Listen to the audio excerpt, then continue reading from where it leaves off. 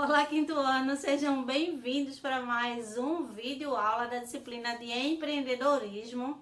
Então, peguem o livro de vocês de oficina de negócio, né? A gente vai continuar trabalhando questões sobre um bom desempenho de um empreendedor, né? De um futuro empreendedor. Então, hoje a gente trabalha com o tema consumir e poupar, não é? Que é título da página 47 do livro de vocês. Então, dentro do contexto, né, o livro traz algumas definições em relação a consumir e poupar.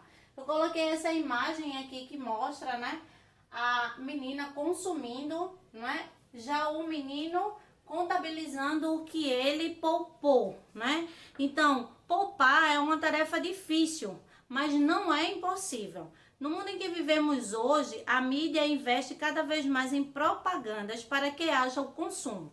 Então, as empresas disponibilizam muitos recursos para se pagar pelos produtos comprados. Então, a gente pode comprar através de cheque, através de cartões, né, que tem parcelas, são divididas em várias parcelas, porém a cada parcela tem um juro, um acréscimo. Então, a gente deve ter muito cuidado com essas compras, pois o cartão ou cheque, ele precisa ser pago. No dia da compra, né, a gente compra e assim, chega, passa o cartão, não tenho dinheiro, mas eu me satisfiz, eu comprei. Porém, existe um vencimento do dia do cartão ou do talão de cheque para ser pago e você precisa ter esse dinheiro em mão, né, para não ficar em débito com o Serasa, né, que é um órgão responsável, né, por esse departamento. Então, quando a gente fala em poupar, a gente só poupa quando a gente consome com como é que eu posso dizer a palavra? Quando a gente consome de forma consciente. Então, se a gente sabe que a gente é um consumidor nato, então a gente precisa consumir, né? Diariamente, constantemente, né? A gente precisa vestir, a gente precisa comer, a gente precisa calçar. E de outras coisas também supérfluas no dia a dia. Porém, vocês precisam aprender desde cedo que esse consumo, né, ele não pode ser demasiado. Esse consumo tem que ser controlado. E aí, o que seria poupar, na verdade? Ao invés de apenas poupar dinheiro, comece a viver com menos. Adquira realmente aquilo de que precisa e quando for comprar, faça tudo aquilo que já foi dito. Pesquise, analise se você precisa realmente daquele produto, se outra marca vai oferecer as mesmas condições e etc. Então, essa é a função, não é, de um verdadeiro consumidor, de um consumidor consciente, né?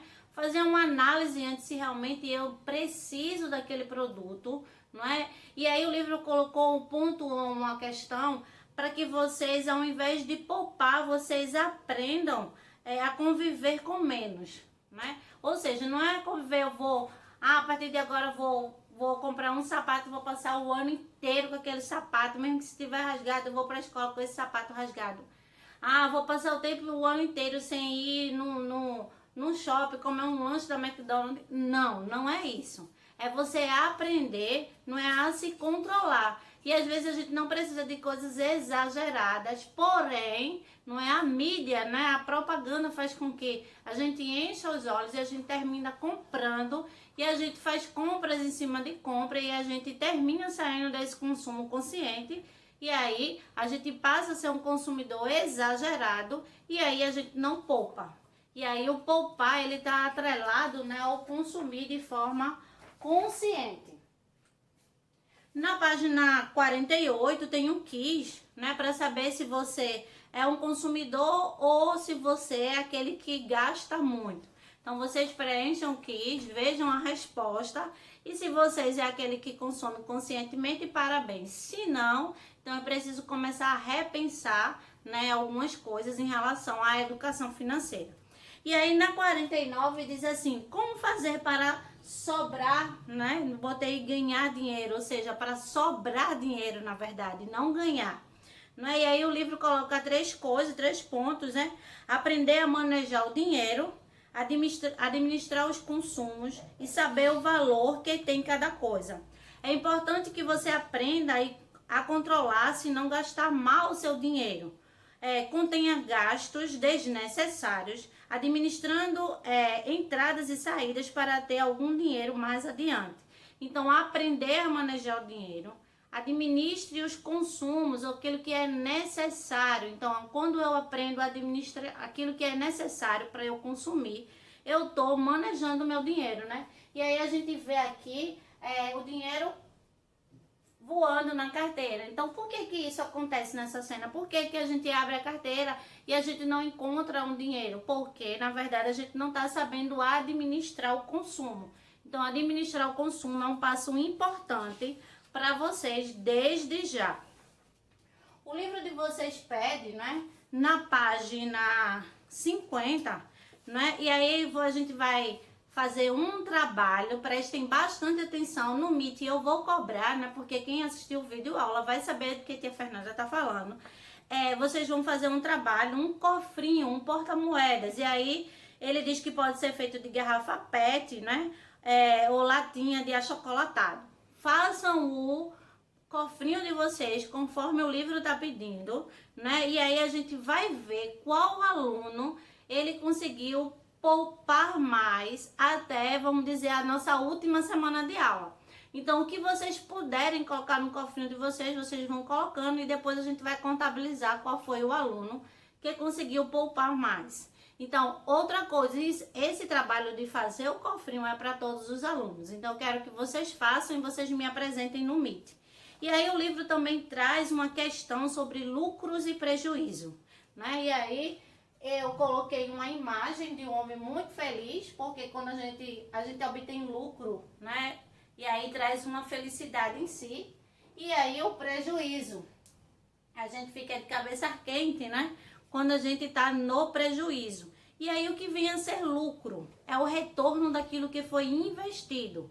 Então, agora, né, enquanto criança, vocês vão aprender só a poupar, ou seja, botar no cofrinho, né? Dentro do cofrinho, aquele dinheiro ele não vai render. Não é investimento, um lucro maior a gente tem quando aplica esse dinheiro, né? Quando a gente abre algum negócio, quando a gente coloca esse dinheiro numa conta bancária, aí a gente tem um lucro, né? Um percentual de lucro. Né? E na verdade agora vocês só precisam saber o que é lucro, porém vocês vão apenas poupar. E prejuízo é a perda, né, de algo ou do dinheiro ou de algum bem. Então, quando a gente se torna um cidadão consciente em relação à educação financeira, a gente pode até passar, né? Porque um momento de crise pode pegar de forma inusitável um empreendedor e ele ter alguns prejuízos. Porém, quando a gente aprende a administrar, então essas palavras elas não vão fazer parte da vida do empreendedor em relação ao prejuízo, e sim o lucro. O lucro vai ser uma constância na vida de um empreendedor. E aí a gente vem com outro conceito também em relação a semanada ou mesada. E aí, semanada, como vocês ainda não são empreendedores, eu acredito que vocês entram dentro desse contexto, né? Alguns recebem semanada, alguns recebem mesada. E o que é a semanada? É aquela quantia que se é paga ou que se dá por semana. É o pagamento de uma semana de trabalho. E mesada é o salário que se paga a alguém por mês. A importância que os filhos recebem mensalmente. Então, eu não sei se os pais de vocês pagam a vocês mesada ou semanada, né? Se ele não pagar, então chama ele no cantinho. Pai, eu tenho uma tarefa para fazer, eu preciso aprender a poupar, eu tenho um cofrinho agora e eu preciso colocar algum dinheiro nesse cofrinho. Então, que tal aí o senhor me dar uma semanada ou então uma mesada, né? Para eu começar a aprender a poupar o meu dinheiro. E esse dinheiro em dezembro, final de dezembro ou janeiro, na nossa última semana de aula, você vai contabilizar e você vai poder comprar algo que você tanto almejava. E aí, tem algum exercício sobre esse contexto e depois vem, né, a gente encerra a nossa aula de hoje com o tema na página 53, o valor do trabalho. E aí eu trago a definição do que é trabalho, né? Podemos definir trabalho como qualquer atividade física ou intelectual realizada por ser humano, cujo objetivo é fazer, transformar ou obter algo. Né? No livro de vocês traz o contexto que trabalho é um conjunto de atividades realizadas com o objetivo de atingir uma meta. E aí o livro deixa um trabalho, né? O livro fala sobre Ramisa, né? Que ela concluiu, a gente sabe, o curso de gastronomia e ela abriu a sua lanchonete escola, que era o seu projeto de vida, era o seu sonho. Então a gente sabe que Ramisa, ela se tornou uma empreendedora.